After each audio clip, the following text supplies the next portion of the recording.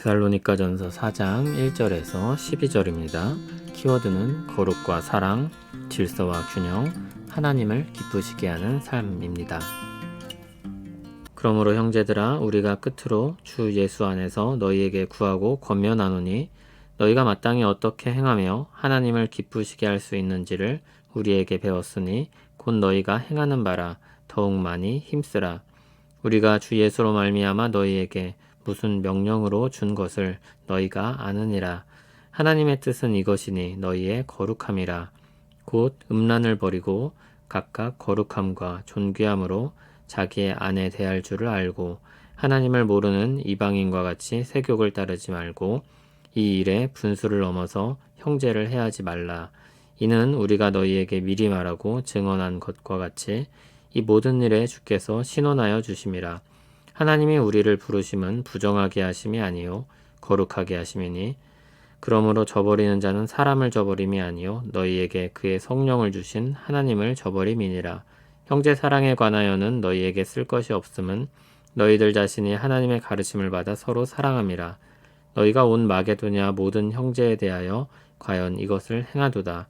형제들아, 권하노니 더욱 그렇게 행하고 또 너희에게 명한 것 같이 조용히 자기 일을 하고 너희 손으로 일하기를 힘쓰라. 이는 외인에 대하여 단정히 행하고 또한 아무 궁핍함이 없게 하려 함이라. 아멘.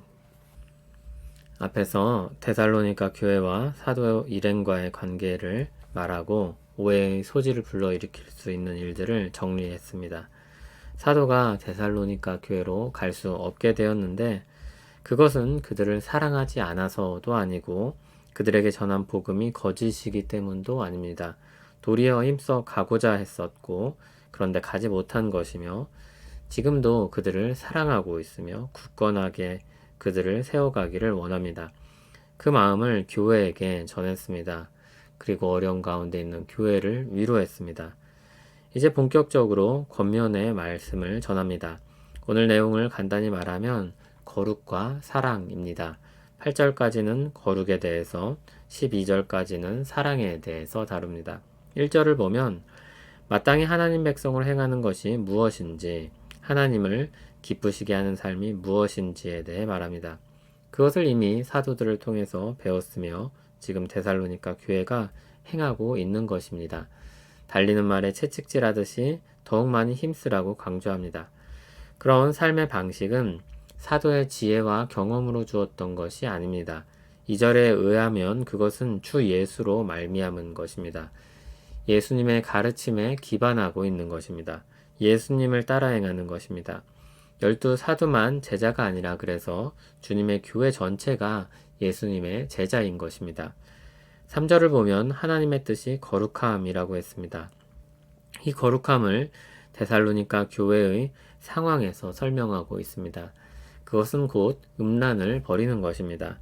음란을 버린다는 것은 거룩함과 존귀함으로 자기 아내를 대하는 것입니다. 이 부분이 데살로니가 지역의 문화와 밀접한 연관성을 지니고 있는 언급일 것입니다. 5절을 보면 하나님을 모르는 이방인과 같이 세욕을 따르지 말라고 했습니다. 하나님을 모르는 이방인은 데살로니가 지역 사람들 또는 당대 그리스 로마 사람들을 뜻합니다. 항구 도시였던 데살로니가 지역의 분위기에서 성적인 관계는 즐거움을 위한 것이었습니다. 하지만 하나님의 질서에서 그것은 한 남자와 한 여자의 결혼 안에서 허락된 것이었습니다. 하나님이 주신 즐거움이지만 경계가 있는 것입니다.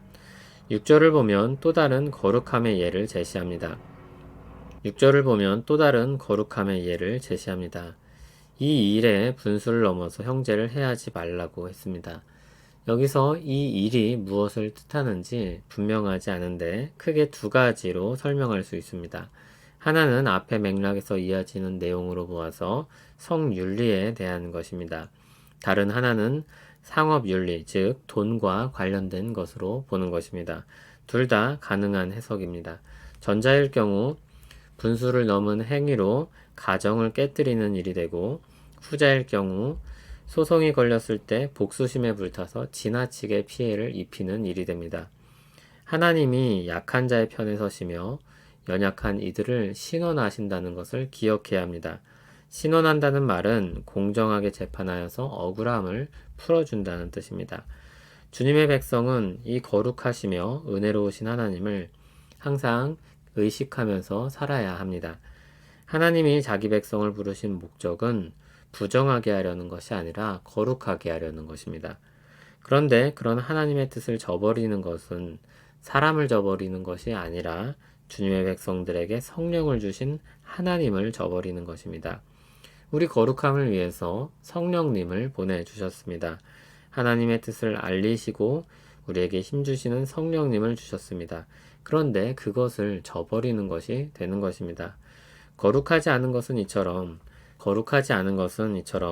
단지 개인의 윤리 문제에서 그치는 것이 아니라 하나님의 은혜를 저버리는 일이 됩니다. 9절부터는 형제 사랑에 대한 주제로 넘어갑니다. 이에 대해서 쓸 것이 없다고 했습니다. 그만큼 잘하고 있는 것입니다. 온 마게도냐 모든 형제에 대해 사랑을 행한다고 했습니다. 앞에서 1장 7절에서 말했듯이 그들은 마게도냐와 아가야 지방에 있는 모든 믿는 자의 본이 되었습니다. 그것은 1장 6절에 말한 것처럼 사도와 그 일행을 본받은 것입니다. 그리고 오늘 말씀 3장 2절에 밝히고 있는 것처럼 근원을 찾아가서 올라가 보면 결국 예수님의 가르침과 삶을 본받은 것입니다. 서로 사랑하면 내 제자인 줄 알리라는 예수님의 가르침과 삶을 따르는 것입니다. 그렇게 칭찬을 한 후에 형제 사랑에서 더 나아가 힘쓸 일을 말합니다. 11절에 조용히 자기 일을 하고 너희 손으로 일하기를 힘쓰라고 했습니다. 사랑이 넘치는 사람들이 잃어버리기 쉬운 균형입니다. 자기 삶을 꾸려가는 것입니다. 자신을 돌보는 것입니다. 일반 사회 속에서 자기 삶으로 돌아가서 맡은 일을 하는 것입니다. 그 이유가 12절에 제시됩니다. 이는 외인에 대해 단정히 행하기 위함입니다. 그것은 아무 궁핍함이 없는 것과 연관됩니다. 교회 바깥에 있는 사람들을 염두하고 있습니다. 눈치 보며 사는 것과 남을 의식하며 사는 것은 좀 다릅니다. 눈치 보는 것은 걱정과 두려움이 그 안에 있습니다. 그러나 남을 의식하는 것에는 배려와 사랑이 들어 있습니다. 그런 면에서 형제 사랑으로부터 이웃 사랑으로까지 나아가라는 의미입니다. 형제들을 잘 사랑하고 있지만 그러다가 자신을 돌보는 삶을 놓쳐서는 안 되며 그것을 놓칠 때 이웃에게 오해나 피해를 일으킬 수 있다는 것입니다. 예를 들어서 분주하게 형제를 위해 섬기는 일만 하다 보면 자신이 해야 될 일들을 하지 못하게 됩니다. 결국 자신은 누군가로부터 도움을 받아야 하는 일이 생기는 것입니다. 또는 자신이 해야 할 일을 하지 않았기 때문에 다른 사람들이 그 일을 해야 하는 피해를 주는 것입니다. 그래서 자신의 삶을 위해 힘쓰는 것은 이웃 사랑의 한 방식이기도 하다는 것을 기억해야 할 것입니다. 지금은 교통과 통신의 발달로 인해서 온 세상이 비슷한 분위기가 됩니다. 매스컴을 통해서 같은 것을 보고 추구하며 점점 쉽게 먼 곳을 가까운 것처럼 오갈 수 있게 되었습니다. 지역색이 줄어들고 비슷한 정서와 분위기를 가지게 됩니다.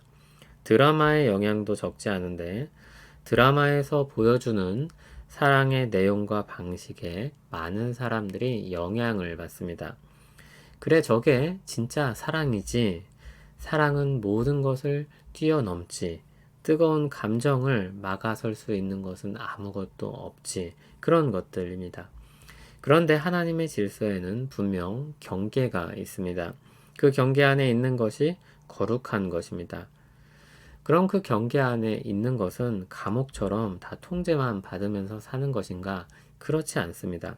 그 안에서 주신 즐거움이 있습니다. 결코 작은 것이 아닙니다. 다만 하나님의 질서라는 경계가 있는 것입니다. 또 한편 일반적인 사랑에 대해서도 생각해야 합니다. 끊임없이 퍼주고 봉사하는 일에 전념하는 것, 그것은 일반적으로 주어진 사랑의 방식이 아닙니다. 우리는 하나님이 아닙니다. 계속 퍼주기만 할 수는 없는 존재입니다. 그러면 그것을 어딘가에서 채움을 받아야 합니다. 그것이 정서적인 것이 되었든 그것이 재정적인 것이 되었든 아니면 다른 것이 어떤 것이 되었든 채움을 받아야 합니다. 여기서 오해와 불평이 생기게 됩니다. 자기 일을 열심히 하면서 생계를 꾸려나가는 건 역시 신자다운 모습의 한 면입니다. 이것은 칭찬받아 마땅하며 권장되어야 할 것입니다. 좋든 싫든 생계를 위해서 열심히 살고 계십니까? 잘하고 있는 것입니다. 신자다운 것입니다. 그리고 그 기반을 통해서 형제와 이웃을 사랑하고 주님 주신 즐거움을 누리길 바랍니다. 그런 구도에서 보면 앞부분은 질서 안에서의 즐거움을 누리는 것에 대해서, 뒷부분은 균형 있는 사랑 방식에 대해서 가르치고 있다고 정리할 수 있습니다. 거룩함에 대한 이해가 왜곡되면 쾌락주의나 금욕주의가 됩니다. 그러나 하나님은 우리가 주어진 질서 안에서 즐거움을 누리고 기뻐하며 살게 하셨습니다. 사랑에 대해서 잘 생각하지 않으면 균형을 잃어버리기 쉽습니다. 자기에게 너무 집중한 사람이라면 형제 사랑과 이웃 사랑을 권할 필요가 있을 것입니다. 타인에게 너무 집중한 사람이라면 자신을 돌보고 자신의 삶을 돌아보도록 권할 필요가 있을 것입니다. 데살로니가 교회의 상황에 따라서 필요한 가르침이 주어졌습니다. 하나님의 거룩한 부르심과 주님의 가르치신 사랑의 삶의 원리를 따라서 살기를 바랍니다. 하나님이 기뻐하시는 뜻을 분별하여 행하여서 우리가 하나님을 기쁘시게 하는 삶이 되기를 소원합니다. 거룩하신 하나님께서 우리를 사랑하시어 행하신 일들을 기억하며 감사하고 찬양합니다. 우리에게도 하나님과 같은 성품을 배우고 담게 하시고 하나님과 같은 삶을 살게 하시는 뜻을 배웁니다. 그렇게 주님과 동행하게 하옵소서. 주님을 따라 살게 하옵소서. 거룩함과 사랑 그리고 분별력을 가지고 살기 원합니다. 예수님 이름으로 기도합니다. 아멘.